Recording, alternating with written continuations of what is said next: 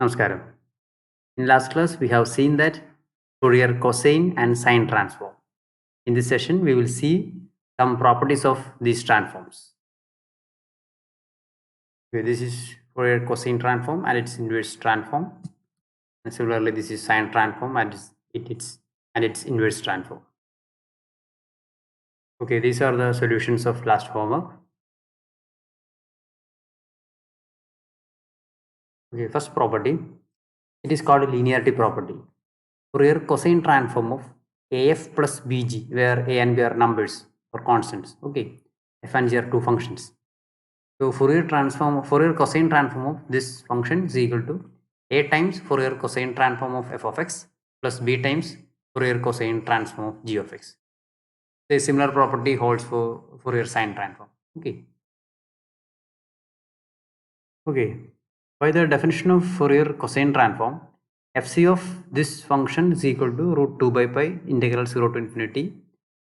Instead of f of x, we use a f of x plus b g of x, okay, into cos omega x dx. This is the definition of Fourier cosine transform.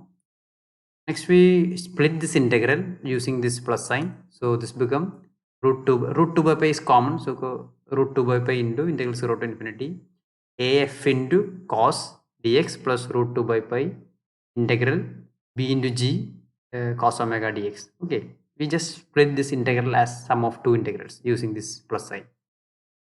Again, this a is a constant. Similarly, b is also a constant. You can take outside from this integral. So this become a times root 2 by pi integral 0 to infinity f of x into cos omega dx plus b into root 2 by pi 0 to infinity gx into cos omega x dx. Okay. Then what about this integral? A times root 2 by pi 0 to infinity f of x cos omega x dx. Yes, this is nothing. It is the Fourier cosine transform of f of x. Okay. And similarly, what about this portion? B times what? Yes, this is exactly the definition of Fourier cosine transform of g of x. So we can write this as a times fc of f of x plus b times fc of g of x. Okay. Okay, so this property is called a linearity property of Fourier cosine transform. Similarly, you can solve this b part. Similarly, you can show that you can easily prove that this second part, b part. Okay, that is the linearity property of Fourier sine transform. Next problem, cosine and sine transforms of derivatives.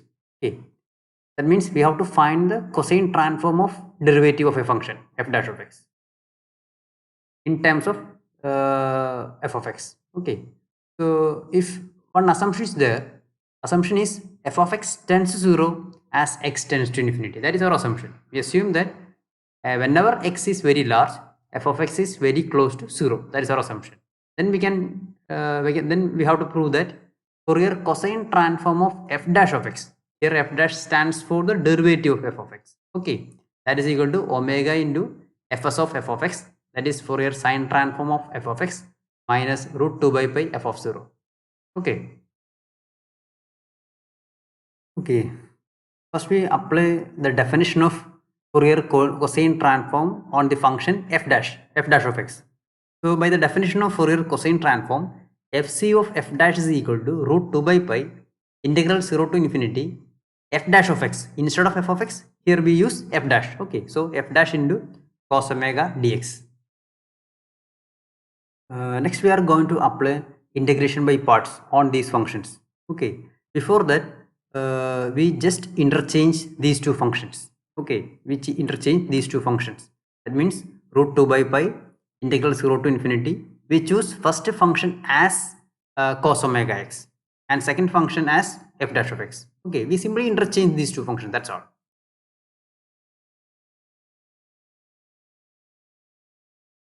Okay, next we apply integration by parts on these functions. So here first function as cos omega and second function as f dash. So what happened? So this become root 2 by pi first function, that is cos omega x, into integral of second. Integral of f dash is nothing, it is f. Okay, we know that derivative and integrations are opposite functions.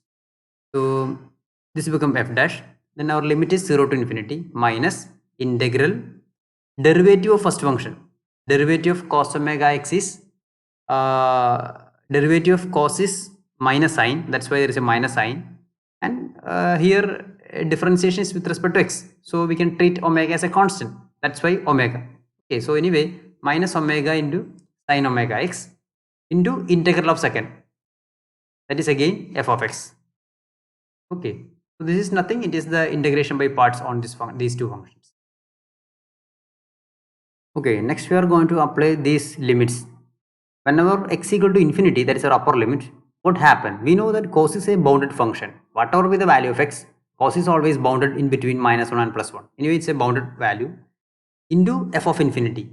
And that is our assumption. What is our assumption? As x tends to infinity, that means x is very large, f of x is very close to 0, or f of x tends to 0.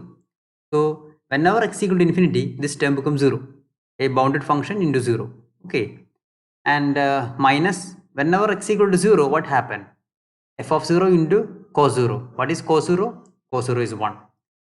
So that's why this term becomes 0 minus f of 0. Okay, this 0 is corresponding to the upper limit infinity minus whenever x equal to 0, cos 0 is 1, 1 into f of 0, that is f of 0. Then what happened here? There are two minus signs, minus into minus plus, and it is clear that omega is a constant with respect to x, so you can take outside. So omega into root 2 by pi, because this root 2 by pi is common to these two terms. Okay, so by expanding this bracket, this become omega into root 2 by pi, 0 to infinity, this f of x into sin omega x dx. And what about this term? After omega, this term become exactly Fourier sine transform of f of x. Clear? Because root 2 by pi, 0 to infinity, f of x sine omega x dx. This is nothing, this is the Fourier sine transform of f of x. So what happened? So this become like this, minus root 2 by pi into f of 0 plus omega into Fourier sine transform of f of x. Okay, that's our result. Okay, next problem. Under the same assumption, Fourier sine transform of f dash of x. Okay, sine transform of f dash of x is equal to minus omega into cosine transform of f of x. Okay, we can prove this result as similar to the previous case 2a. This is very easy.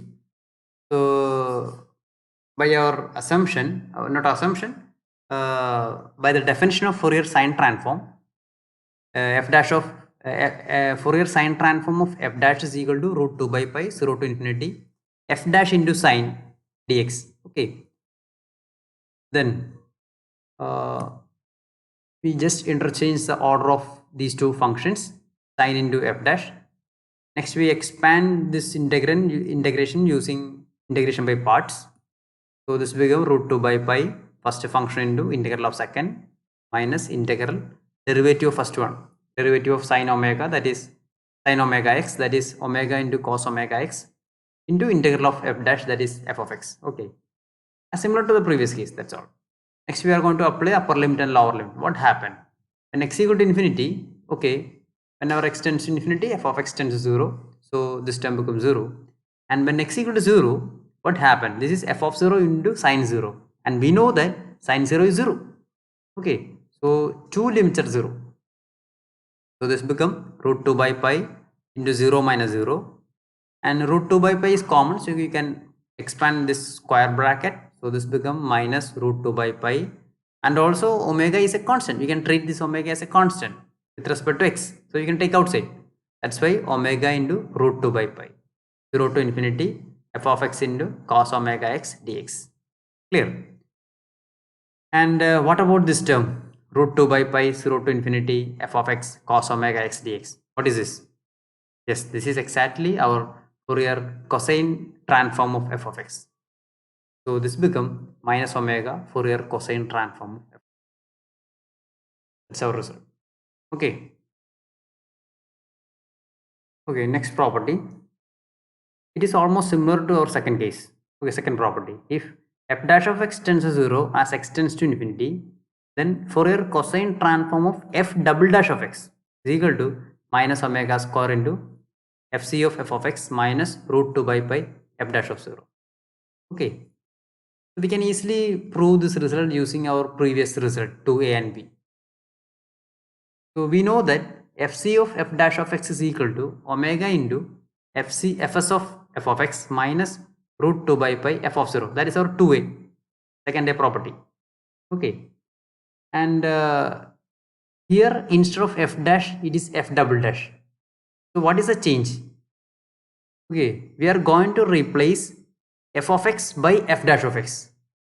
So here f dash of x, here f dash of 0, and what about this term? This is the derivative of f of x. Here we use f dash. So what happened? This is the derivative of f dash, that is f double dash. Okay, so we simply replace f by f dash, that's all. So this become fc of f double dash of x is equal to omega into fs of f dash minus root 2 by pi f dash of 0. Clear? We simply replace f by f dash. Okay, next we have to replace this fs of f dash. We know what is Fourier sine transform of f dash. Okay, that is from 2b. That 2b. So from 2b we can replace this fs of f dash using this formula minus omega fc of f of x. Okay, there is no change in second term. Then you simply expand this bracket. Then what happened? So this become minus omega square fc of f of x minus root 2 by pi f dash of 0. Okay. Okay, we have one more property. As similar to the same assumption, f dash of x tends to 0 as x tends to infinity, then Fourier sine transform of f double dash of x, that is equal to minus omega square fs of f of x plus root 2 by pi omega f of 0. Okay. So this is our 2b, second b property. We know that Fourier sine transform of f dash of x is equal to minus omega fc of f of x. As similar to previous case, we just replace f by f dash. So here f dash, here this become f double dash. Okay. So fs of f double dash of x is equal to minus omega fc of f dash. Again, what is fc of f dash? That is our 2a. So using 2a, we can replace this fc of f dash by this formula, omega fs of f of x minus root 2 by pi f of 0. Next we just expand this bracket, and what happened? So this become minus omega square fs of f of x, and this become plus, minus into minus plus omega root 2 by pi f of 0. Okay. Okay, consider this problem. Here we demonstrate above property using this problem. Okay, so we have to find the Fourier cosine and sine transforms of this function. It's a familiar function, e raised to minus kx, where k is positive.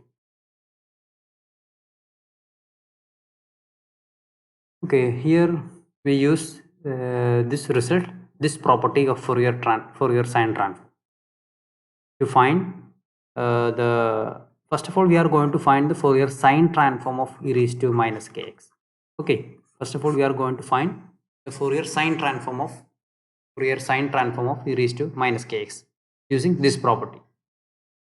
So here we choose f of x has e raised to minus kx. Clear?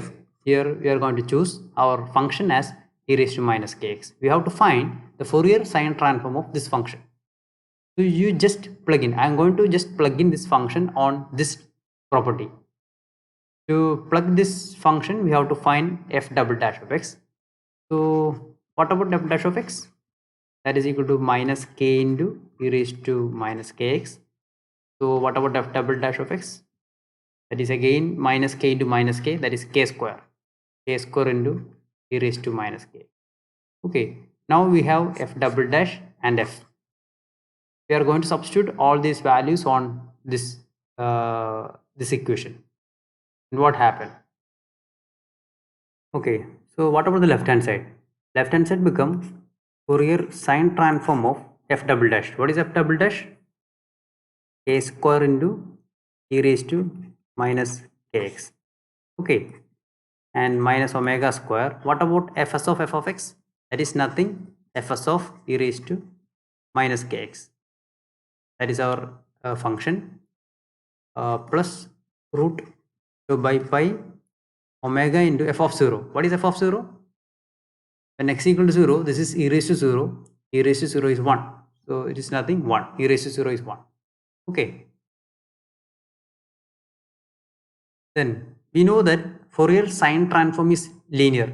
So you can take this k square outside because k square is a number using the linearity property. So using the linearity property, left side become k square into fs of e raised to minus kx is equal to, there is no change in the right hand side, is minus omega square fs of e raised to minus kx plus root 2 by pi omega. Okay, we have to find Fourier sine transform here e raised to minus x. So move this term to left side.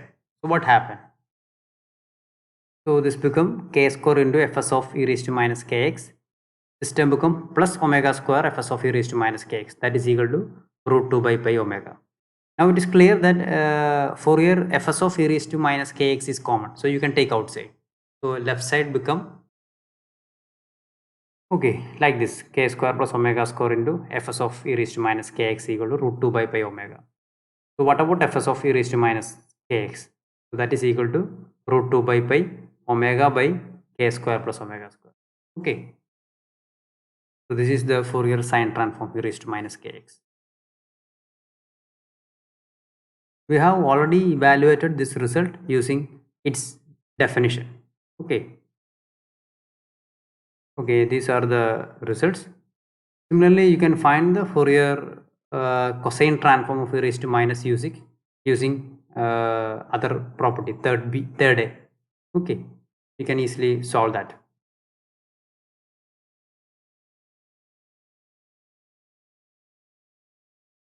Next problem, find the Fourier sine transform of x into e raised to minus x square by 2.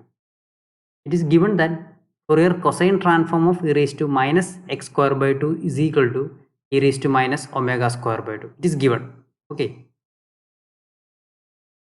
The computation of this transformation, Fourier cosine transform of e raised to minus x square by 2, actually it's a lengthy problem, and also it involves gamma integration. That is beyond the scope of our syllabus. Okay. Suppose we use our original definition for evaluating this Fourier sine transform. Then what happened?